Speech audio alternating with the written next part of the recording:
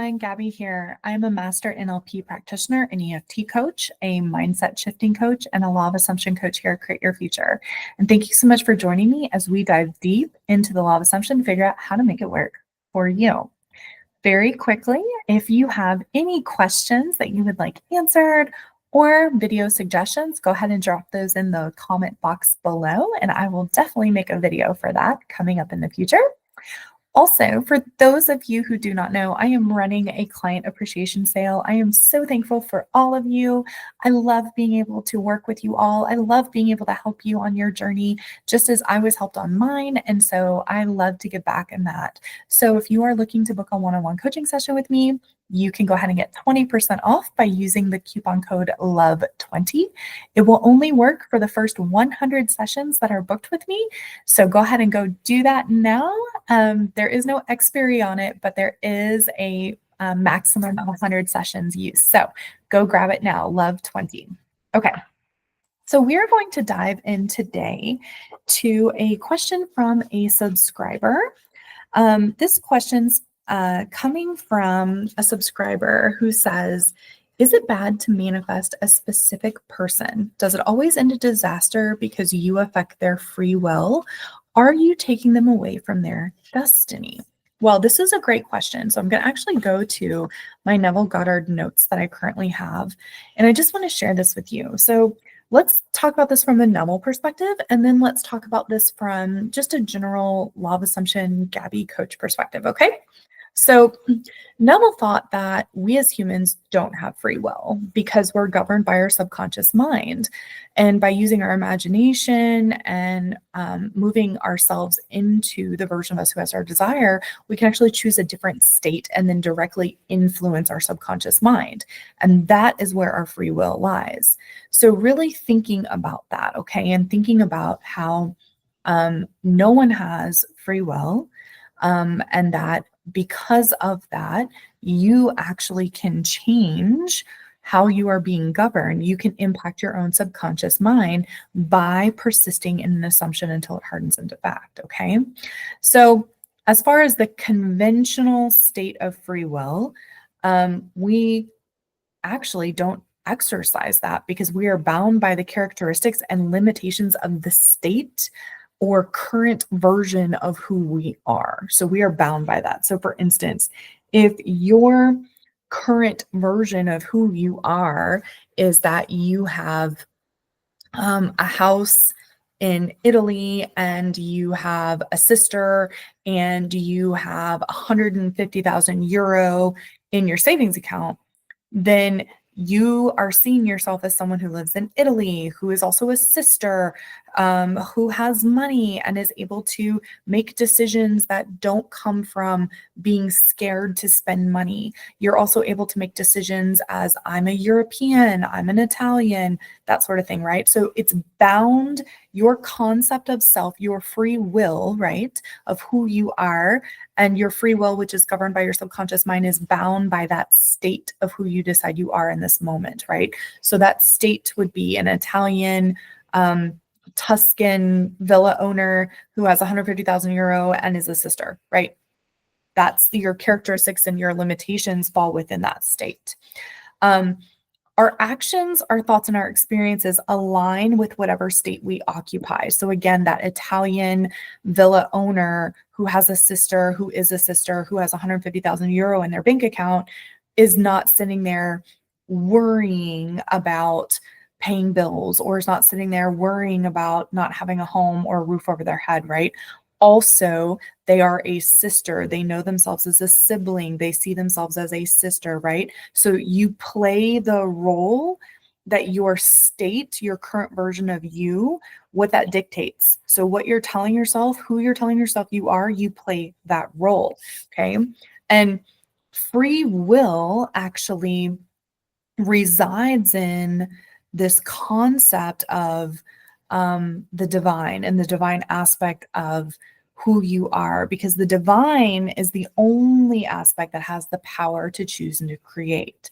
So When you recognize that you are divine, meaning you recognize you're a conscious creator, you recognize you're a manifester, you recognize you're a reality generator, you recognize your divine God being self, whatever you want to call it, when you recognize that, you gain the ability to consciously choose the state you want to occupy. And that is where free will comes into play. Free will is the choice to choose the state, right? So the choice to choose the version of you that is showing up right now.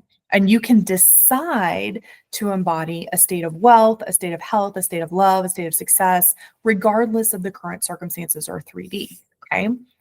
That also being said, because you are a single individualized point of consciousness, you alone reside in your reality, meaning everyone else that is around you in your reality, they basically are, I don't want to say puppet isn't the right word, although that is what Neville calls them. I envision them as being mirrors. So everyone around you that you see, they're a mirror. So you can put a bunch of Post-it notes on a mirror, right?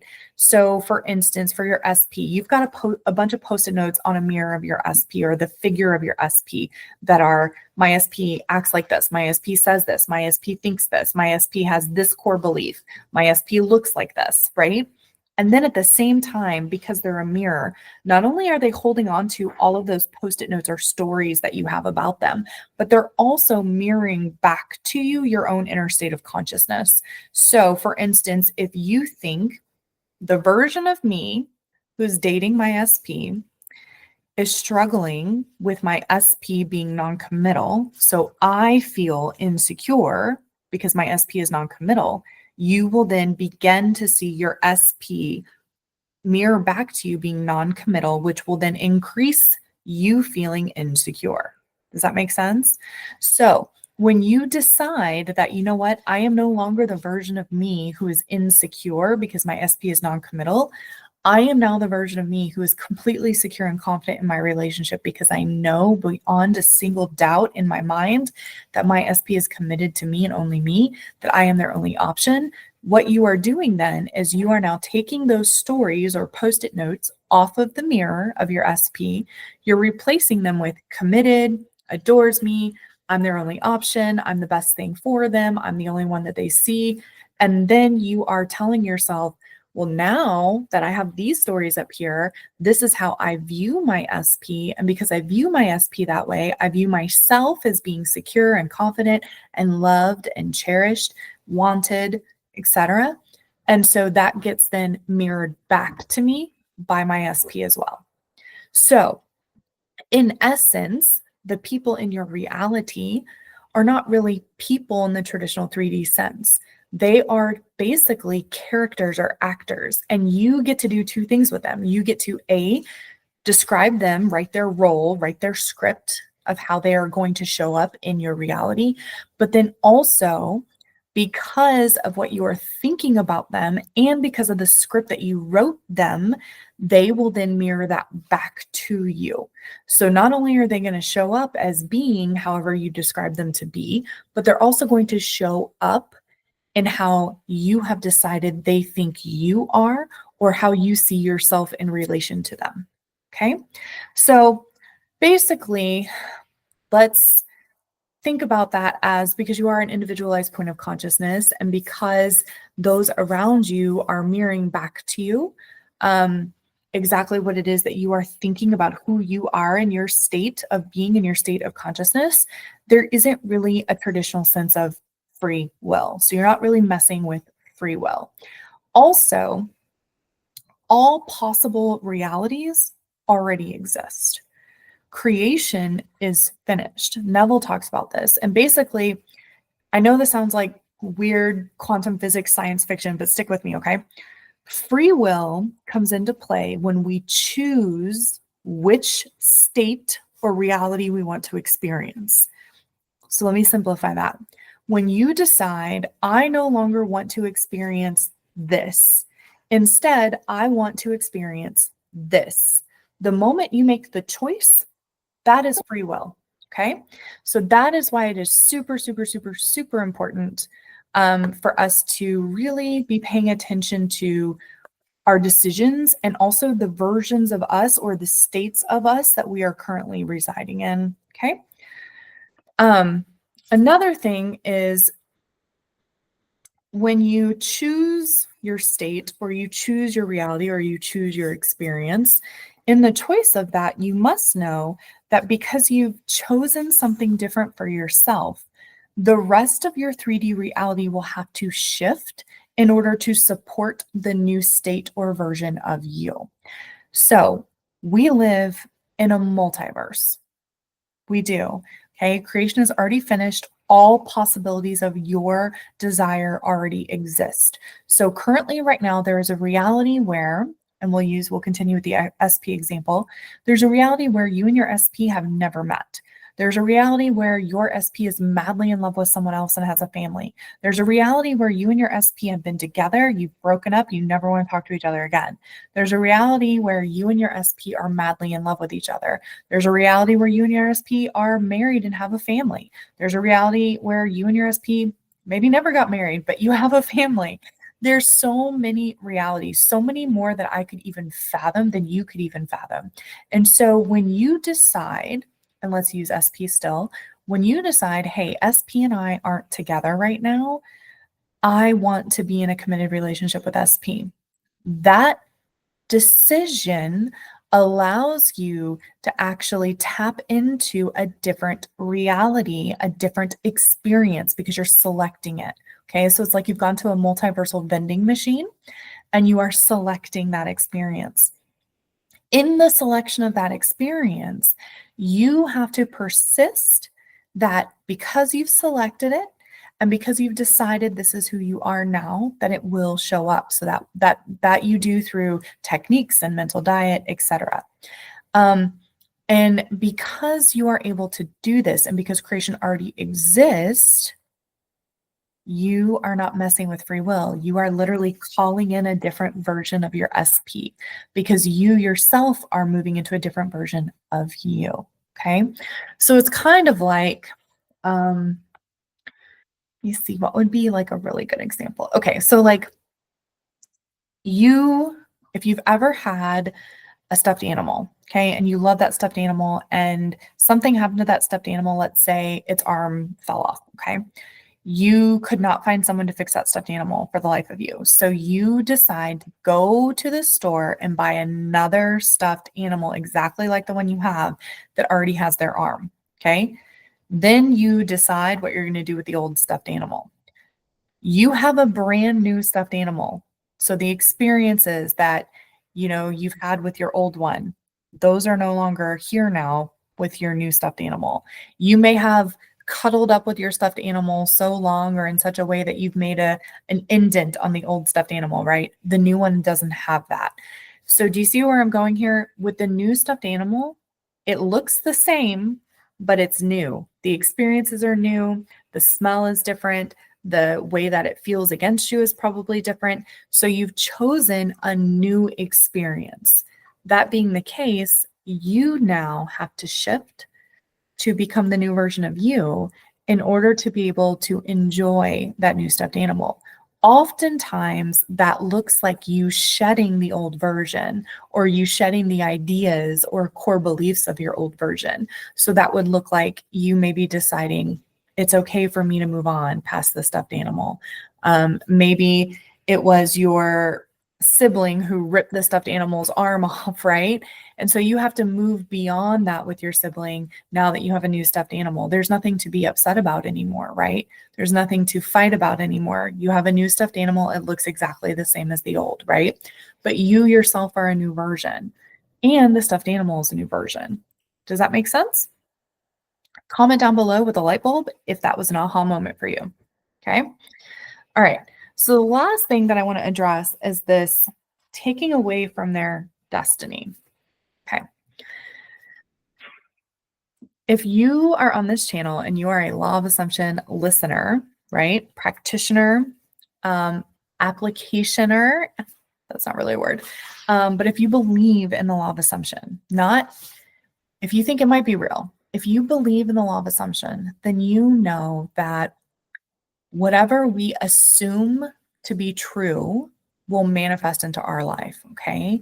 So we get to choose what we assume.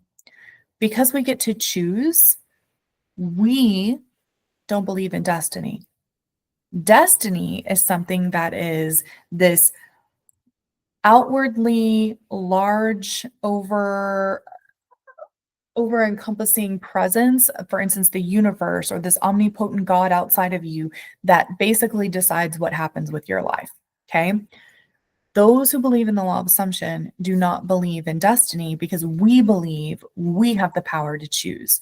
We have the power to select. And because we are made from the same thing as stardust, we are divine. We know that we are. And our divine power is the ability to select the experiences we want to have in our reality, not having someone outwardly large being, omnipotent God outside of us choose. Okay. Even when we talk about the universe, if you're saying that the universe decided, or the universe made this happen, or the universe set this up, what you are doing is you are giving external forces power over you. And that is not what the law of assumption says. The law of assumption says that you choose your reality by assuming what you desire is true for you, and that will manifest into your life. And you get to choose by controlling your thoughts. You get to choose what you assume to be true. Okay. You get to decide what mental diet you're feeding yourself. So are you binging on worst case scenarios? Are you binging on pity parties? Are you saying so-and-so did this to me? Or are you feasting on the assumption that you are this amazing reality generator and like intentional manifester that is living your best life? We exercise free will by picking our assumptions. Once a thought is accepted as true for us, it becomes our reality. Okay. And this really, I think, outlines all the amazing things about being a reality generator. So, in conclusion, is it bad to manifest a specific person? Well, you get to choose what's good or bad. Do you think it's bad to manifest a specific person? I think that it's absolutely beautiful to be able to get to decide who you want to experience a loving and committed relationship with. And on top of that, get to decide what that relationship looks like, how that partner shows up for you, how you show up for that partner. Does it always end in disaster because you affect their free will? Well, free will isn't at play here, not in the way that you think. Free will is just us being able to choose. And does it always end in disaster? Nope. And I am living proof of that. And are you taking them away from their destiny? Well, destiny, the influence of destiny, or the inference that there is such thing as destiny, means again that we are giving power to a force outside of us. And remember, you are not a chess piece. You are playing the chessboard. All right, I'll see you next week. Bye.